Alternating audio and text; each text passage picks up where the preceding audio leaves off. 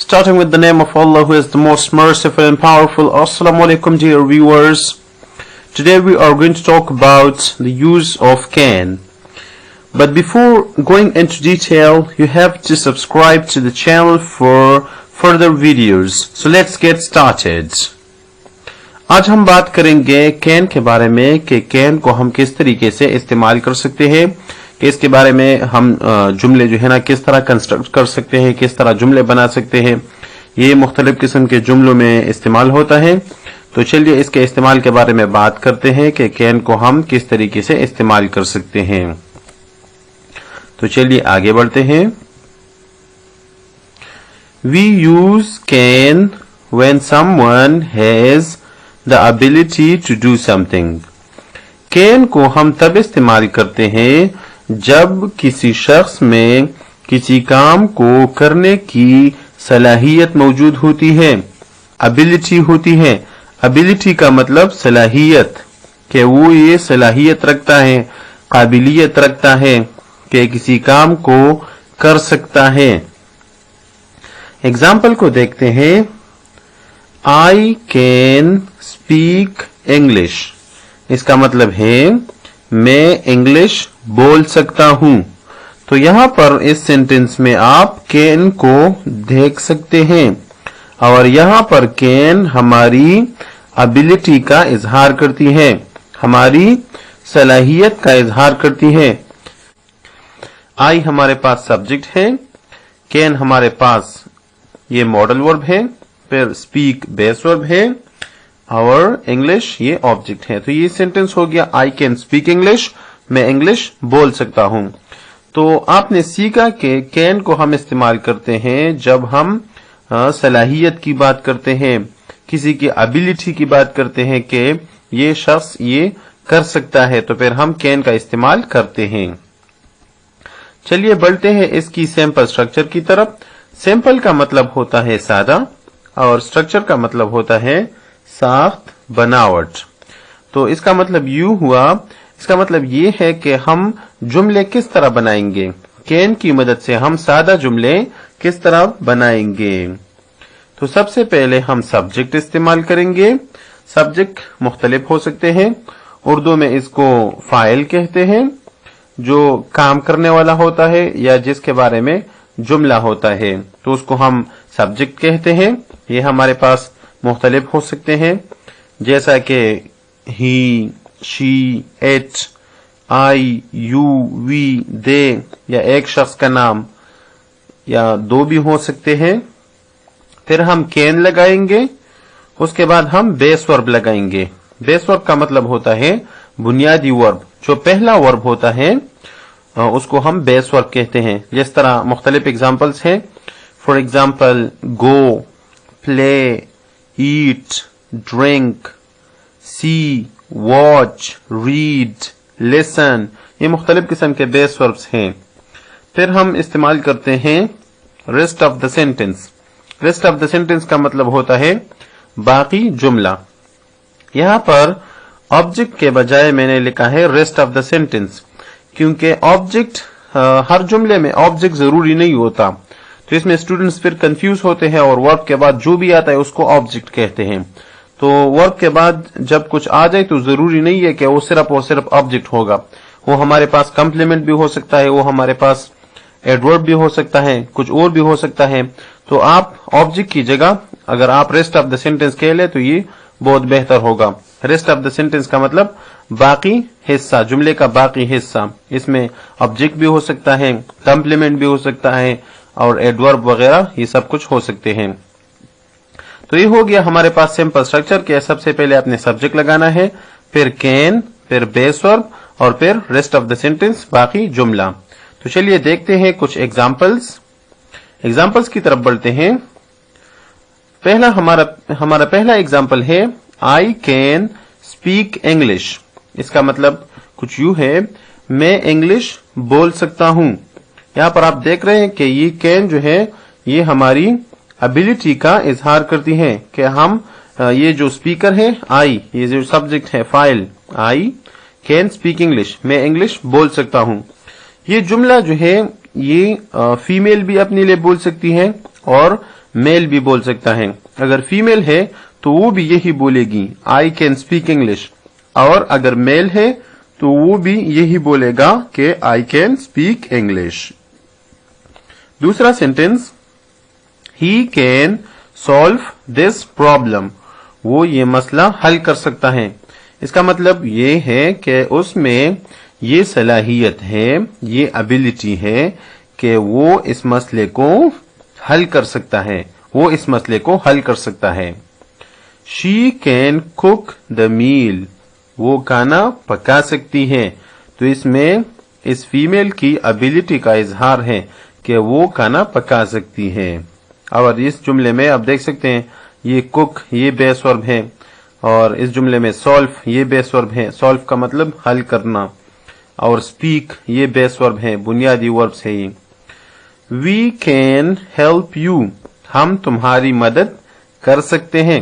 ہماری یہ صلاحیت ہے, یہ ابیلٹی ہے ہم میں کہ ہم آپ کی مدد کر سکتے ہیں. تو یہ ہو گئے کچھ ایگزامپلس. اب بات کرتے ہیں کچھ اور ایگزامپلس کی.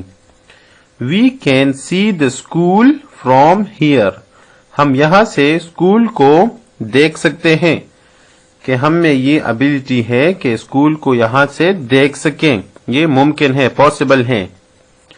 آئی ڈونٹ ہیو اے پین, میرے پاس ایک پین نہیں ہے. تو دوسرے نے جواب دیا یو کین یوز مائن, تو آپ میرا پین استعمال کر سکتے ہیں. مائی فرینڈ کین ڈرائیو اے کار, میرا دوست گاڑی چلا سکتا ہے. اس میں یہ ابیلٹی ہے, یہ صلاحیت ہے کہ وہ گاڑی چلا لے. I can come and see you tomorrow, میں آ سکتا ہوں, اینڈ سی یو ٹمارو, اور کل آپ کو دیکھ سکتا ہوں. سی ملاقات کے لیے بھی استعمال ہو سکتا ہے, کہ سی کا مطلب ملاقات بھی ہوتا ہے, کہ میں کل آ سکتا ہوں اور آپ سے ملاقات کر سکتا ہوں. اب بات کرتے ہیں نیگیٹو اسٹرکچر کی, کہ ہم منفی جملے کس طرح بنائیں گے. تو سب سے پہلے ہم سبجیکٹ لگائیں گے, اس کے بعد کین, پھر ناٹ, پھر بیس ورب, پھر ریسٹ آف دا سینٹینس, باقی جملے کا باقی حصہ. کین ناٹ کو ہم ملا بھی سکتے ہیں, اس کو ہم بولتے ہیں کنسٹریکشن فارم. ان کو ہم نے ملایا ہے, کین اور ناٹ کو جب ہم ملا لے تو یہ بنتا ہے کانٹ, اور یہ جو ہے یہ کین ناٹ ہے. تو یہ بھی ہم استعمال کر سکتے ہیں, کانٹ بھی ہم بول سکتے ہیں, یہ اس کو ہم بولتے ہیں کنٹریکشن فارم, اور کین ناٹ کو ہم بولتے ہیں یہ ہے ریلیکس فارم. تو چلیے بڑھتے ہیں کچھ ایگزامپلس کی طرف. Examples of can not. Can not ہم کب استعمال کرتے ہیں؟ کین ناٹ ہم تب استعمال کرتے ہیں جب ہم کسی کام کو نہیں کر سکتے.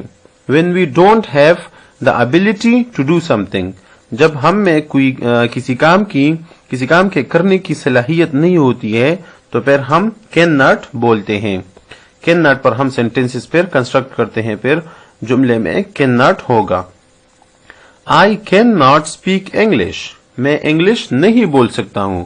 تو یہاں پر یہ کین ناٹ ہماری ان ابیلٹی کا اظہار کر رہی ہے کہ ہم یہ کام نہیں کر سکتے. I cannot speak English, میں انگلش نہیں بول سکتا ہوں. He cannot solve this problem, وہ یہ مسئلہ نہیں حل کر سکتا ہے, اس میں یہ صلاحیت نہیں ہے کہ اس مسئلے کو حل کر سکیں. She cannot cook the meal, وہ کھانا نہیں پکا سکتی ہے. She cannot cook the meal, اس میں یہ صلاحیت نہیں ہے کہ وہ کھانا پکائے. We can't help you, ہم آپ کی مدد نہیں کر سکتے. ہماری پاس آپ اس کی یہ سچویشن پر ڈیپینڈ کرتا ہے کہ کس طرح کی مدد ہے. فائنینشیل ہیلپ ہے, پیسوں کی ہیلپ ہے, یا کوئی ہیلپ ہے. تو یہ کہتے ہیں کہ ہم آپ کی مدد نہیں کر سکتے.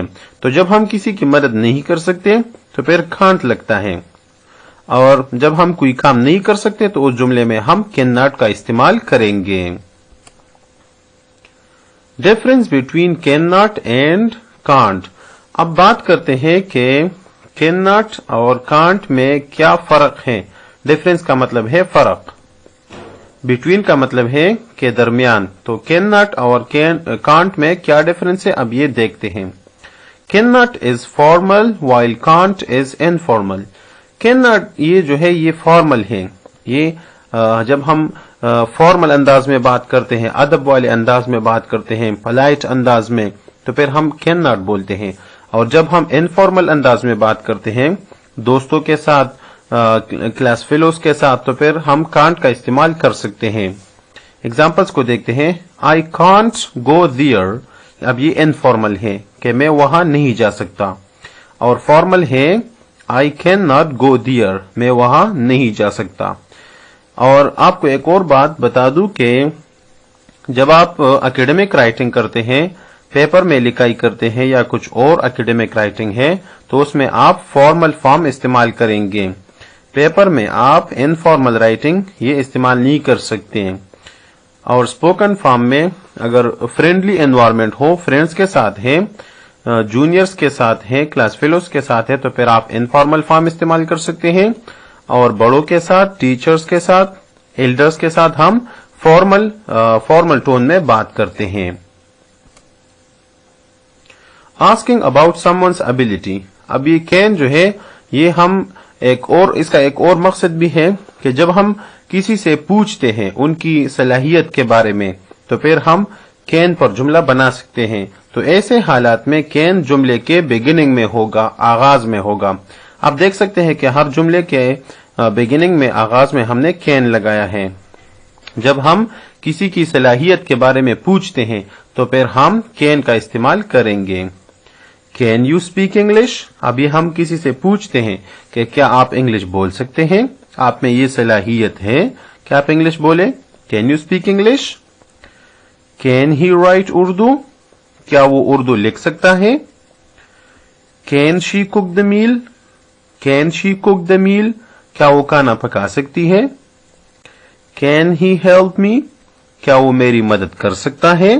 تو اب یہ ہم پوچھ رہے ہیں کسی کی ابیلٹی کے بارے میں, تو ان سچویشنز میں ہم پھر کین کو سب سے پہلے لگائیں گے, اس کے بعد وہ سبجیکٹ جو ہے وہ لگائیں گے, پھر بیس ورب اور پھر ریسٹ آف دا سینٹینس. اب یہ یہاں جو میں نے لگائے ہیں یہ آبجیکٹس ہیں. انگلش, اردو, میل, دا میل اور می, یہ ہمارے پاس آبجیکٹس ہیں. So this was all about this video. I hope you got it, and don't forget to subscribe to this channel and press the bell icon for more videos. Thank you so much for watching this video.